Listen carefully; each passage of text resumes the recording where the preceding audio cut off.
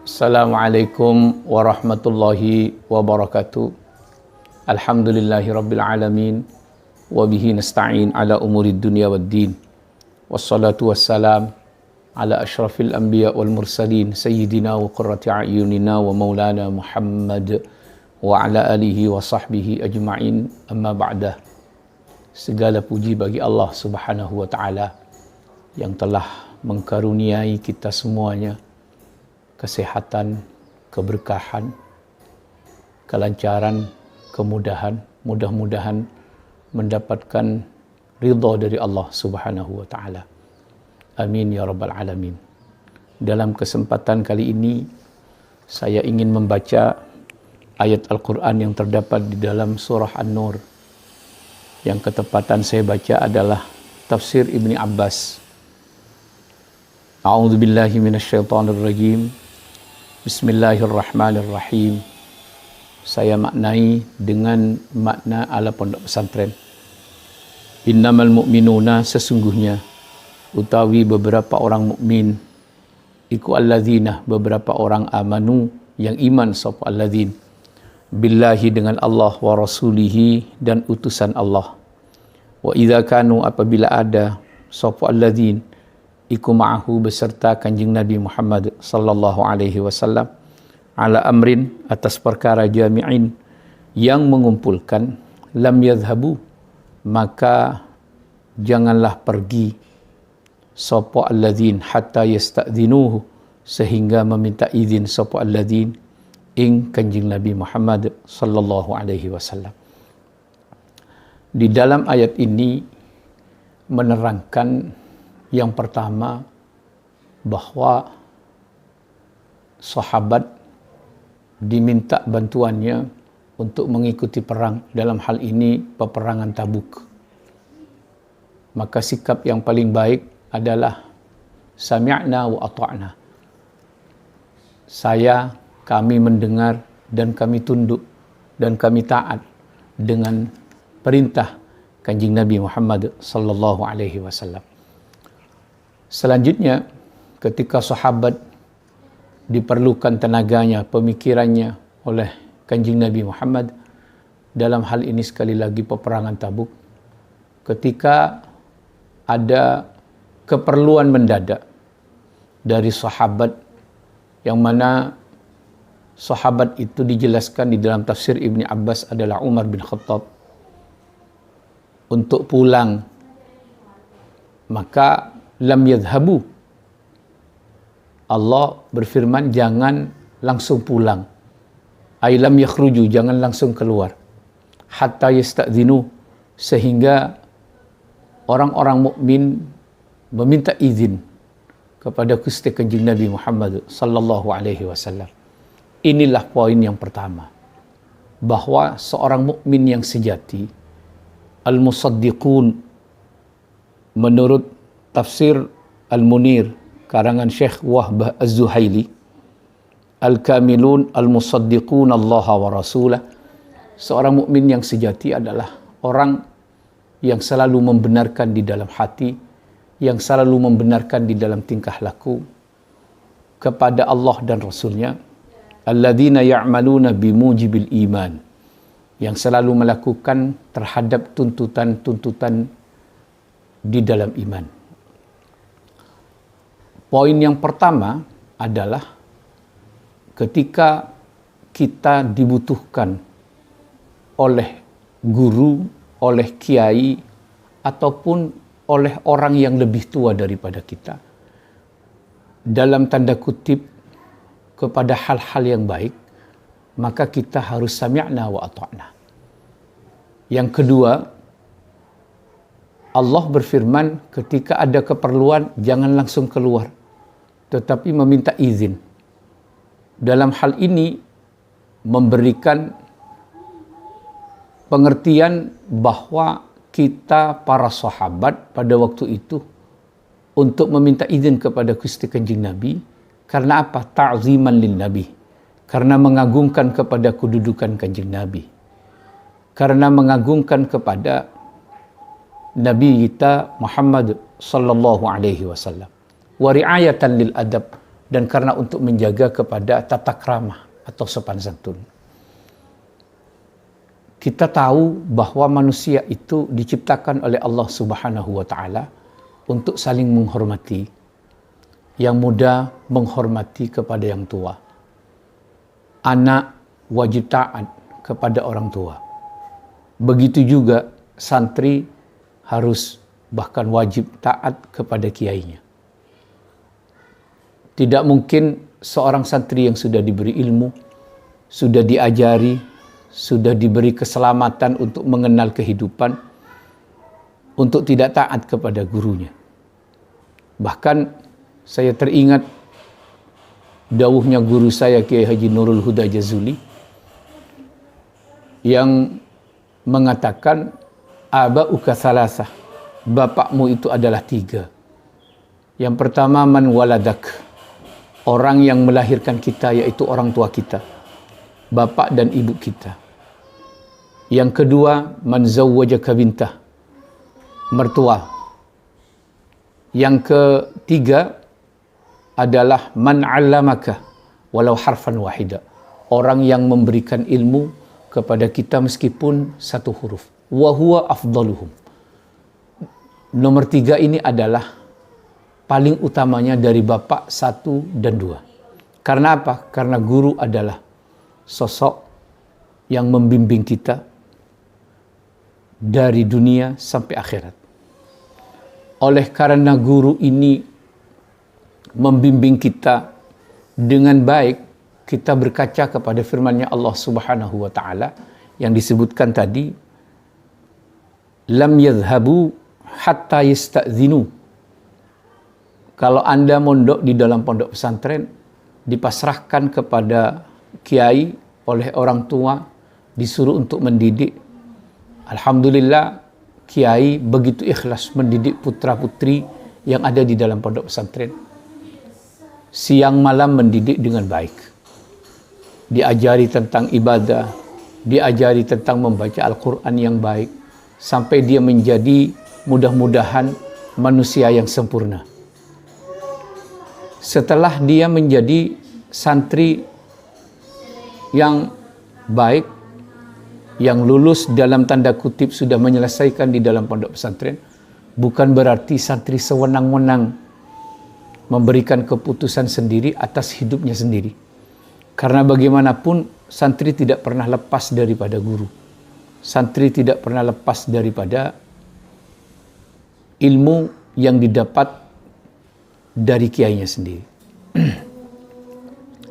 Oleh karena itu, ketika seorang santri ingin keluar dari pondok pesantren, maka jawabannya adalah lam yadhhabu hatta yasta'dzinu. Jangan keluar tanpa seizin kiai. Jangan boyong tanpa sepengetahuan kiai. Karena apa? Karena itu tidak mencerminkan seorang santri yang tidak mempunyai adab, tidak mempunyai ta'zim, rasa sungkan, rasa mengagungkan, rasa hormat kepada seorang guru. Saya akan mencoba membaca satu kitab yang nama kitabnya adalah Adabul Alim wal Muta'allim, karangan Syekh Hashim Asy'ari, halaman 30. Di antara tugas seorang santri kepada kiai atau kewajibannya kepada kiai harus tunduk dengan apa yang telah menjadi ketetapan kiai. Bal yakunu ma'ahu kal maridi ma'at tabibil mahir. Bahkan posisi seorang guru dengan santri itu diumpamakan oleh Syekh Hashim Asy'ari seperti dokter yang pintar kepada pasiennya. Fayastamiruhu fima yaqsiduhu wa yataharra ridahu fima ya'maluhu. Maka harus tunduk, harus mengikuti, dan harus hati-hati untuk bisa mendapatkan ridhonya kepada seorang guru. Wa yubalighu fi hurmatihi, menyangatkan di dalam menghormati guru. Oleh karena Mbah Hashim Asy'ari menyamakan seorang santri kepada kiainya itu seperti pasien kepada dokternya, terkadang temuan, saran dari seorang dokter mungkin tidak akan dituruti ataupun bahkan merasa tidak enak kepada si pasien. Sama halnya dengan santri. Santri mungkin tidak diberi izin oleh kiainya. Karena apa? Karena kiai lebih mengerti tentang masa depan santri. Begitu juga sebaliknya. Karena dokter mengerti siapa pasien yang dihadapinya. Penyakit apa yang dideritanya. Untuk seperti apa kelanjutan kehidupannya yang lebih baik biar dia tetap sehat. Maka dokter menyarankan harus menjauhi makan ini, makan itu, dan seterusnya. Begitu juga seorang santri. Santri itu diberi arahan oleh kiai. Diberi arahan kehidupan yang baik. Supaya apa? Supaya mendapatkan hasil yang baik. Baik di dalam pondok pesantren ataupun di luar pondok pesantren. Oleh karena itu, kita bisa membuka dengan baik di dalam zaman-zaman yang seperti sekarang ini untuk tidak melupakan sebagaimana dalam firman-Nya Allah Subhanahu wa taala, hatta yasta'dzinuk, sehingga meminta izin. Dilanjutkan oleh Allah Subhanahu wa taala, innal ladzina yasta'dzinunaka, sesungguhnya beberapa orang yasta'dzinunaka yang meminta izin sapa alladzina ing engkau Muhammad dalam hal ini kembali kepada kediamannya ketika ada keperluan. Iku ulaika, utawi itulah alladzin, iku alladzina beberapa orang yu'minuna yang iman sapa alladzina billahi wa rasulihi, dengan Allah dan Rasulnya Allah. Fa idza sta'dzanuka, maka apabila meminta izin sapa alladzina ing engkau Muhammad li ba'di sya'nihim, pada sebagian hajatnya alladzin, fa'dzan. Allah berfirman fa'dzan, maka memberikan izinlah siapa engkau Muhammad, liman bagi orang, syi'ta yang berkehendak siapa engkau, minhum dari alladzin. Ketika seorang santri meminta izin kepada kiainya, baik untuk boyong ataupun untuk melakukan sesuatu, meminta doa restu, fa'dzal liman syi'ta minhum, maka beri izin. Firman-Nya Allah, berilah izin. Kepada siapa? Liman syi'ta minhum, bagi orang yang engkau kehendaki Muhammad. Dengan tanda kutip bahwa kiai berhak memberikan keputusan kepada santri siapa yang patut untuk diberi izin boyong atau untuk melangkah ke depan yang lebih baik. Atau siapa menurut kiai yang tidak pantas atau yang masih belum patut untuk boyong, untuk melakukan langkah-langkah ke depan. Karena apa? Karena justru kiailah yang mengerti siapa santri. Gusti Kanjeng Nabi Muhammad sallallahu alaihi wasallam justru yang lebih tahu siapa-siapa, posisi siapa dan seperti apa sahabat di hadapan beliau Nabi Muhammadin sallallahu alaihi wasallam. Oleh karena itu, santri tidak usah memaksa kehendaknya. Meskipun keputusan kiai dianggap tidak cocok atau bahkan memberikan rasa kecewa karena keputusannya tidak sesuai dengan keinginan seorang santri, ingatlah bahwa keputusan seorang guru terhadap santrinya itu bukan semata-mata karena kekurangan santri ketika dia boyong, bukan semata-mata karena keberatan hati seorang guru kepada santri, tapi semata-mata ingin melihat seorang kiai ingin memandang santrinya menjadi orang yang sukses dengan cara dan tatanan yang benar menurut kiai. Apalagi kiai tersebut mata batinnya lebih tajam di hadapan Allah Subhanahu wa taala. Oleh karena itu, yang terakhir ada sebuah makalah bijak, dawuh yang sangat bijak yang disampaikan oleh Sayyid Muhammad Alawi Al-Maliki yang berkata, "Thabatul ilmi bil mudzakarah." Kalau ingin mendapatkan ilmu dan ilmu itu menetap di dalam hati, maka caranya dengan apa? Bil mudzakarah, dengan cara belajar, dengan cara mengingat dengan apa yang telah disampaikan oleh seorang kiai. Wa barakatuhu bil khidmah. Tentunya tidak hanya cukup menetap di dalam hati, ilmu itu bersandar ke dalam dadanya seorang santri, tetapi butuh penetapan itu barokah. Cara mendapatkan barokahnya ilmu itu, Sayyid Muhammad Alawi Al-Maliki dawuh, bil khidmah, dengan menghamba, dengan melayani. Melayani apa dan siapa?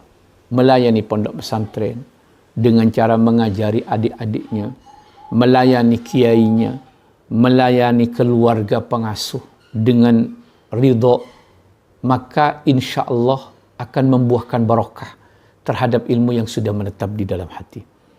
Setelah menetap di dalam hati, setelah mendapatkan barokah ilmu yang telah menetap di dalam hati, yang terakhir, wa naf'uhu biridha syaikhi, manfaatnya ilmu bisa diamalkan dengan baik, baik pengamalannya untuk dirinya sendiri ataupun pengamalannya untuk orang lain, bisa memberikan kontribusi yang baik dengan catatan biridha syaikhi, dengan ridhonya seorang guru ataupun seorang kiai. Oleh karena itu, mari kita kembali kepada tatanan syariat Islam. Mari kita membuka mata, membuka hati, utamanya teman-teman santri, bahwa kita berpijak kepada aturan yang ada di dalam pondok pesantren. Pondok pesantren itu mengikuti kepada sunnatun Nabi. Pondok pesantren itu mengikuti dengan apa yang telah difirmankan oleh Allah, terutama ayat-ayat yang saya baca tadi. Insya Allah kita semuanya mengikuti dengan apa yang telah saya bacakan pada kesempatan ini. Cukup sekian, mudah-mudahan ini manfaat terhadap diri saya, manfaat kepada orang lain. Kalau ini memang pernyataan yang benar, faminallah. Kalau ini pernyataan salah, kurang, famini, maka itu dari saya. Mohon maaf yang sebesar-besarnya. Mudah-mudahan kita dalam lindungan Allah Subhanahu wa taala. Assalamualaikum warahmatullahi wabarakatuh.